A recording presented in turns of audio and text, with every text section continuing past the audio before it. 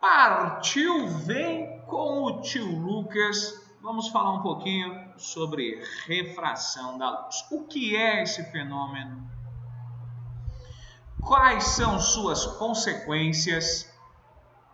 E como eu posso quantizar esse fenômeno? Então, refração da luz. O que é?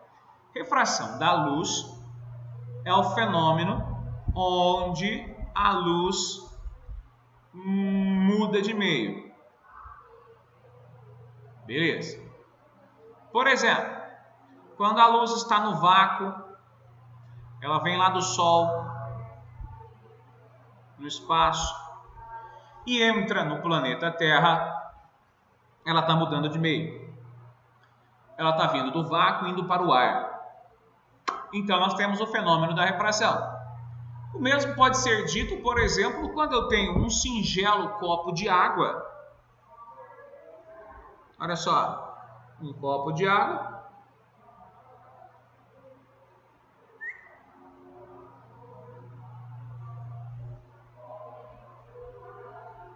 Vou colocar a aguinha no copo aqui.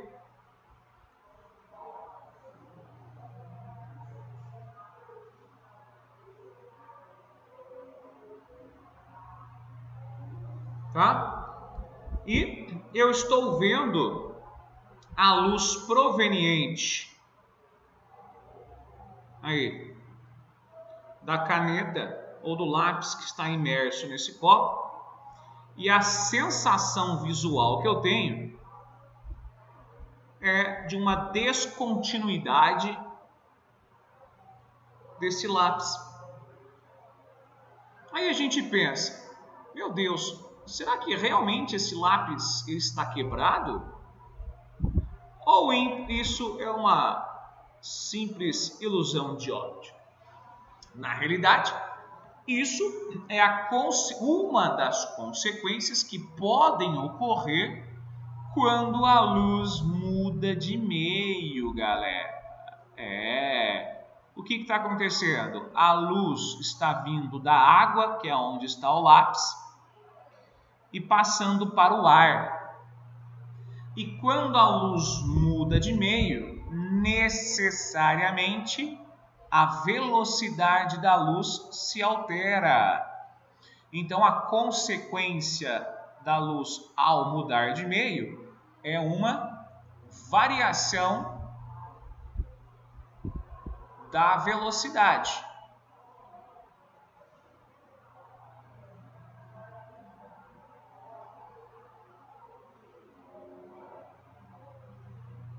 Vamos lá. Sempre vai ocorrer essa variação, professor? Com certeza. É necessário variar a velocidade. Mudou de meio, mudou a velocidade. A velocidade só será constante em um meio homogêneo. Tá? Por exemplo, quando estou inteiramente dentro da água, eu tenho sempre a mesma velocidade. Inteiramente no ar, mesma velocidade. Mas quando eu saio da água para o ar, por exemplo, eu tenho a variação da velocidade. E uma das consequências de variar a velocidade é que essa luz, olha só o termo que eu vou usar, ela pode, vou grifar o pode, sofrer desvios. A luz pode sofrer desvios. Pode. Por quê? Porque dependendo do ângulo de incidência, a gente não observa esse desvio. Então, de novo, presta atenção. Refração da luz, quando a luz muda de meio. Ok. Necessariamente, ao mudar de meio, a velocidade ela é alterada. Mas esta velocidade, por ser alterada, pode, vou grifar de outra cor, pode proporcionar um desvio. Tá bom? E quando proporciona um desvio, nós podemos ter uma ilusão de óptica parecido com esse lápis dentro de um copo com água. Ok? Bom, mas professor, quando que eu posso definir se pode ou não pode sofrer desvios? Então vamos colocar os exemplos possíveis que nós podemos encontrar aí no nosso dia a dia ou no vestibular. Imaginemos aqui então uma superfície. Os exemplos mais clássicos que nós podemos encontrar nos vestibulares é quando eu estou trabalhando com água e ar. Então imagine aqui embaixo água, vou melhorar aqui, água, ok?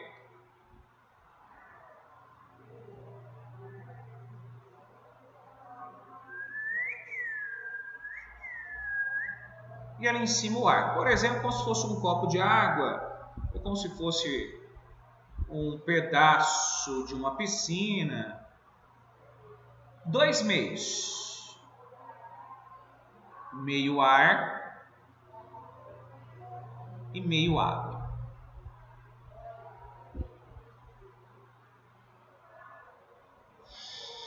Bom, o que acontece se nós vivenciarmos o experimento? Se a gente pegar um experimento, uma lâmina de água, pegarmos aqui um raio de luz, e esse raio de luz incidir nessa superfície com uma determinada inclinação,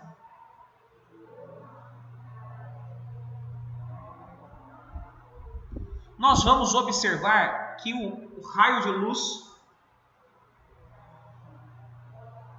vai fazer essa trajetória. Porém, se o raio de luz vier totalmente perpendicular à superfície, ele continua perpendicular. Então, o que nós conseguimos observar? Que tanto no primeiro caso, como no segundo caso, nós mudamos de meio. E nós, obviamente, quando mudamos de meio, sofremos refração. Mas apenas no primeiro caso é onde ocorreu o desvio. No segundo caso, houve também a refração, afinal a luz mudou de meio, veio do ar para a água, porém não houve o desvio, tá bom? Por isso surge o termo pode sofrer desvios. A mesma coisa acontece se a luz vier da água para o ar, ela vai sofrer desvios, obviamente com características opostas à primeira situação que eu propus para vocês. Bom, agora, como todo bom físico, a gente pode mensurar esses desvios. Quando eu falo de desvio, nada melhor do que medir os seus ângulos. Então, pega aí uma reguinha. Vamos medir esses ângulos. E para ajudar a medição desses ângulos, eu vou traçar uma reta chamada de reta normal, tá bom? No caso do exemplo 2, eu não preciso ter esse cuidado, porque nós sabemos que não houve o desvio, né? Então, eu só vou medir o desvio do experimento 1 e do experimento 3. Essa retinha que eu peguei como eixo de referência, nós vamos chamá-la de reta normal. A reta normal, meus queridos alunos, é aquela reta que sempre vai formar um ângulo de 90 graus com a superfície. Então, com a ajuda agora de um transferidor, nós podemos medir esse ângulo, no qual nós vamos chamar de incidente, porque é onde está vindo. Observem que o ângulo de incidência é sempre o ângulo em relação à reta normal. Aí, obviamente, esse ângulo aqui, ó, o ângulo que ele está saindo, nesse caso é menor, nós vamos chamar de ângulo de refração. Então, seguindo a lógica, no experimento 3, nós temos ângulo de incidência dentro da água, agora, e ângulo de refração fora da água. Para os esquecidinhos de plantão, Eu vou colocar aqui para a gente não esquecer. Aqui fora eu tenho ar, aqui dentro eu tenho água. Estado líquido. Bom, o que acontece? Eu consigo, através de uma lei chamada Lei de Snell, mensurar, medir a relação desses ângulos. Professor, eu estou observando alguma coisa. Quando ele vai, sempre que o ângulo está no ar, o ângulo é maior em relação ao da água. Olha só, no primeiro exemplo, o ângulo do incidente está no ar, é maior do que o ângulo que está na água. O ângulo, no exemplo 3, que está no ar, também é maior do que na água. Sim, é isso mesmo. Isso se deve por conta da velocidade de propagação da luz na água e da velocidade de propagação da luz no ar. Nós sabemos experimentalmente que a velocidade da luz no ar é muito maior do que a velocidade da luz na água. Por isso, o seu ângulo é maior, o seu ângulo de desvio é maior. Então, para facilitar a nossa vida, nós criamos um índice que mede essas velocidades, chamado de índice de refração. Esse índice de refração, como eu disse, ele mede, representa um valor, tá, no qual nós podemos comparar as suas velocidades de propagação. Esse índice de refração calcula-se pela relação não sei ver. Anotaram aí? Não sei ver. Onde N é o índice, C é a máxima velocidade possível no universo, segundo Albert Einstein, conhecida como velocidade da luz no vácuo. Tá? Não precisa decorar, mas esse C é a velocidade da luz no vácuo, que vale aproximadamente 3 vezes 10 à oitava metros por segundo. E V é a velocidade da luz no meio. Então, anota aí, galerinha. N é o índice de refração, tá? C, velocidade da luz no vácuo. V, velocidade da luz no determinado meio, no caso, ou no ar ou na água. Como o C é a máxima velocidade possível no universo, significa que eu sempre vou dividir por um número por um número V, menor ou igual. De tal forma que nós podemos concluir que o índice de refração vai ser sempre um valor maior ou igual a 1. O que eu quero dizer com isso? Que quanto maior o valor de N, menor é a velocidade de propagação. Então, tomando como exemplo essa situação, esses 3 experimentos que eu propus para vocês, nós conseguimos verificar que o N do ar, ele é menor do que o N da água. Por quê? Porque a velocidade no ar é maior do que a velocidade da luz na água. Então já ficou a primeira dica do dia, hein? Índice de refração e velocidade de propagação são grandezas inversamente proporcionais. Inversamente proporcionais. Tá joia? Esse é um dado muito importante. É muito cobrado essas relações dos vestibulares na parte qualitativa do fenômeno refração. Tá bom? Agora, como esse índice de refração, que mede aí a taxa de propagação da velocidade em determinado meio, eu consigo quantificar o desvio angular sofrido por esse raio de luz, tá bom? Pela famosa lei de Snell. Isso mesmo. A lei de Snell, ela mensura, ela mede, ela calcula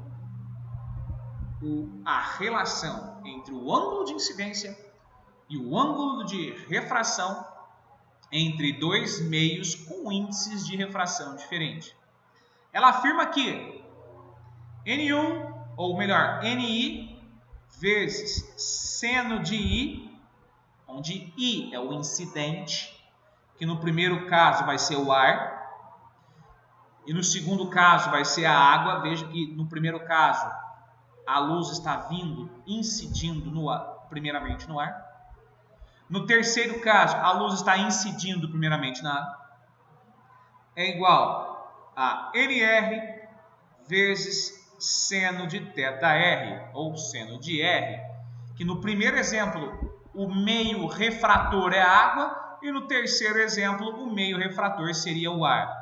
Os N são os índices de refração e o I e o R são os ângulos mensurados. Essa é a relação matemática, a relação quantitativa que nos permite calcularmos, dimensionarmos esses desvios angulares. Lembrando que esse desvio não acontece para toda a refração, só acontece para as situações descritas na figura acima. Tá bom? Então, meninos e meninas, uma maneira prática que nós poderíamos aí deixar para vocês lembrarem dessas relações seria a seguinte: olha só, vamos lá. Não sei ver, não sei, não sei. Então, quando eu falo de refração, você precisa lembrar de duas frases: não sei ver, não sei, não sei, não sei ver, não sei, não sei. Será que não sabe ver mesmo? Bora para os exercícios então.